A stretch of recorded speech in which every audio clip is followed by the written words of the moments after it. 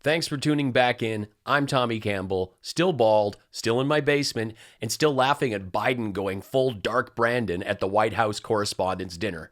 For a guy Nikki Haley suggests won't be alive much longer, he sure can land a punch. There's some interesting and underreported news around Steve Bannon and the case involving his We'll Build the Wall campaign. And based on what's just happened to his pals, his odds of going to jail are now higher than Don Jr. backstage at a Trump rally, and I'll be getting into that and more in a moment. Representative Anderson. Yes. Senator Barr.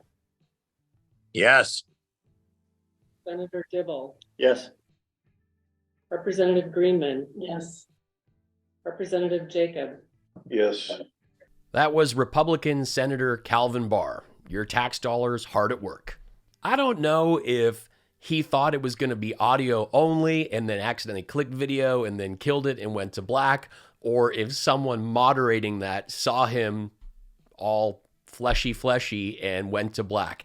Either way, I get we work from home more and more nowadays, but that doesn't mean you can't make an effort. No shirt, no shoes, no public service. It is pouring MAGA tears. I get into the latest and stupid, including Steve Bannon facing jail, Don Jr.'s Instagram ode to Tucker, Trump rally lowlights, a hilarious new genuine page from Lauren Boebert's book, and more. This E. Jean Carroll trial is a total witch hunt. How could people think the guy who boasted about grabbing women by the pee, used to loiter backstage at teen beauty pageants, and was a documented frequent flyer on Epstein Air would do such a thing? This is really cool. Donald Trump visited Scotland and got a warm welcome. Here's some of my favorite signs from around the internet. Scotland hated Trump before it was fashionable. Scotland against Trump. Your ma was an immigrant, you tangerine roaster. Trump, get your fake tan baw face out of Scotland. I'm missing Wimbledon for this, you tangerine wank maggot. Return those kids. Meanwhile, at the golf course photo op, Eric Trump had to fill their shovels with dirt for the photos. And then jokes about throwing the dirt in the reporters' faces. And we throw it at the press. Right in their face. We throw it right in their faces. I'm blurring this out for the big C, but this is actually comedian Janie Godley, who I used to work with often back when I lived in the UK. So I always think it's fun that she shows up in all these things. The healthiest man on earth, Steve Bannon, worked alongside Brian Koffledge, Andrew Badolato, and Timothy Shea to scam MAGA, and two of them were sentenced to prison for defrauding donors of a We Build the Wall campaign, which raised more than $25 million from hundreds of thousands of donors. Koffledge and Badolato both pleaded guilty. Brian got 51 months in prison for his role in the campaign. Andrew also sentenced, but he got 36 months in prison for his role as per the DOJ. Timothy Shea was convicted of conspiracy to commit wire fraud, conspiracy to commit money laundering, and obstruction of justice after a trial in October 22, but he won't be sentenced until June 13th. Bannon, Koffledge, and Badolato were all indicted over the campaign in August 2020, but Donald Trump pardoned Bannon at the very last second, like hours to go, over his alleged misappropriation of fundraising funds. Now, just remember, Trump gave Bannon a pass for stealing from his supporters. How can you love your supporters if you're fine with your associates robbing them? It's all a con. Koffledge said that all donations would be used to build the wall, but the DOJ says they routed hundreds of thousands of dollars to their own entities and bank accounts for personal spending, not construction. The campaign was ordered to forfeit $1.4 million and a chunk of property in New Mexico. Koffledge had to forfeit $17.9 million, pay $2.9 million in restitution, and serve 3 years of supervised release after his prison sentence. So he'll be joining Mike Lindell and Jason Boebert in the Ankle Monitor Club. Now, there are a lot of people confused because Trump pardoned Bannon, but in 2019, then New York Governor Andrew Cuomo signed legislation allowing the state to prosecute people who have received a presidential pardon for the same offense. This is how we were delivered that glorious perp walk. Bannon was charged by New York prosecutors for allegedly committing money laundering and conspiracy throughout his role in the We Build the Wall scheme that was really a we line our pockets and I wear 3 shirts so there are many to fill scheme. Bannon's case should go to trial in November, and 2 of his associates have already gotten prison time. One is about to find out his fate, so it's not looking good for the skincare enthusiast. Don Jr. went out of his way to call Tucker a once-in-a-generation talent and posted photos of his father laughing with Tucker. At this very time, behind the scenes, Tucker said, "We are very, very close to being able to ignore Trump most nights. I truly can't wait. I hate him passionately." We're all pretending we've got a lot to show for it because admitting what a disaster it's been is too tough to digest. But come on, there really isn't an upside to Trump. He will destroy us if we play it wrong, and that he's a demonic force. If someone was caught saying these things about my father, I don't think I'd be on Instagram making a post about how wonderful they are and that they're a once-in-a-generation talent. Thanks so much for playing along. The fighter you chose was Honey Boo Boo sent back from the future. And here she is. Born to Ride for 45 is here. I came from Florida, 60th Trump event. We love Trump. A lot of us come across the country to come see the greatest president ever, Donald J. Trump. That's absolutely right. I'm from Tennessee. Got here last night, flew in. Now, when you guys got here, was there anybody else in line, or? Oh yeah, they set up the tent over here. First off, I'll just never get over the born to ride Trump fellas. 4 o'clock yesterday. Let's go in here real quickly. We heard you guys were here at 4 o'clock yesterday, setting up a tent. Where are you from? Where are you from, my man? I'm from New York City, the Bronx. The Bronx. You came all the way down here for President Trump. Of course. It's an easy up. They can be popped up in seconds. But if you're MAGA, you need a squad of incompetent dingleberries to get there a day early to figure out how to get this bad boy working.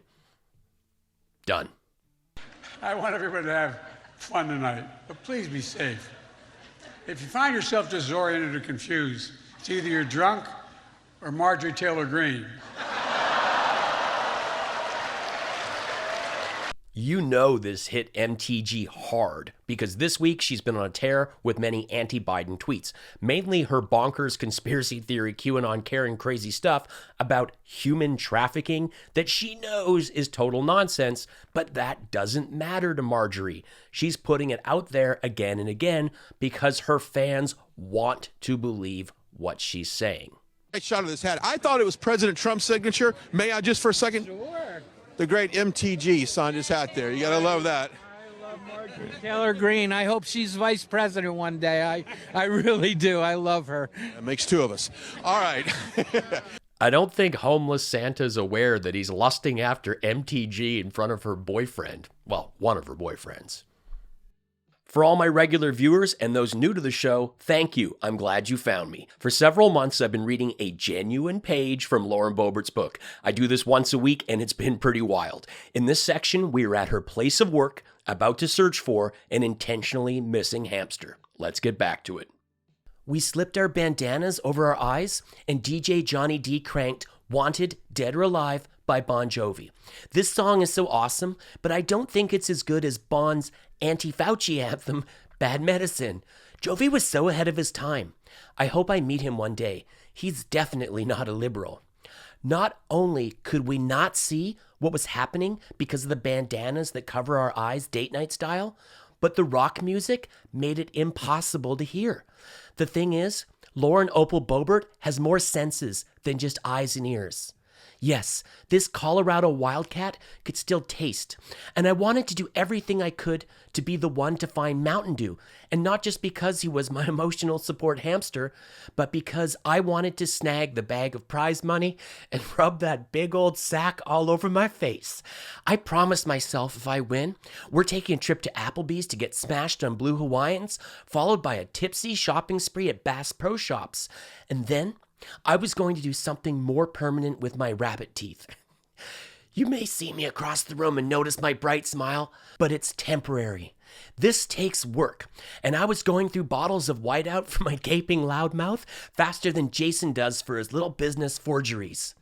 I stuck out my tongue as far as I could, you know, like when you're gonna blow a big France kiss, Or pose for a party day out pic on Instagram with your incredible teenager when he's supposed to be in court again? But it was not just hanging out in my usual yeehaw, come and get it, hole in the wood shack off the 36 kind of way. If you know, you know. I was wagging it side to side like a snake, licking the bits of air to search for the essence of Mr. Fong, to find his direction with my taste buds. It was like a fairy tale. If you've enjoyed this genuine page from Low Rent Booze Burp's latest book, let me know in the comments and I'll see about reading another sometime soon. Here's my other favorite. It's great the cable news networks are here tonight. MSNBC owned by NBC Universal. Fox News owned by Dominion Voting Systems. Last year, your favorite Fox News reporters were able to attend because they were fully vaccinated and boosted. This year, with that $787 million settlement, they're here because they couldn't say no to a free meal. I'd call Fox honest, fair, and truthful, but then I could be sued for defamation. He totally killed, and this is why writers are so important, and Biden landed those punchlines before the WGA strike, which I'm sure you are aware is happening now. The writers are striking and doing so for good cause. So some of your favorite shows may go into reruns, but not this one, since I'm just a bald comedian in my basement making this. Your lies are older than newspaper headlines. This is the internet, bro. Try to keep up the pace. MAGA Tears. Soros trash. MAGA Tears. America has just about hit rock bottom in just 3 years of leftist control. MAGA Tears. Guess how many people care what you think? 43,000 views, and most of them could care less. MAGA Tears. Thanks so much for watching. Help me out by joining us in the comments, sharing this video with a friend, and following me on social media. I am a one-man show here, from script to screen, the editing, even the graphics. Please throw me a tip with the easy PayPal link or hit that super thanks button, and be sure to check out my mugs that go great with those MAGA Tears. I am a stand-up comedian. I've played in 35 countries, and I've toured with Jim Jefferies for nearly 10 years. I have 3 albums and a brand new EP from my opening set on Jim's latest Netflix special. You can stream these on Spotify, Apple Music, or catch them on SiriusXM. Thanks for helping me make this show possible. Life's short. Be cool, be kind, take care.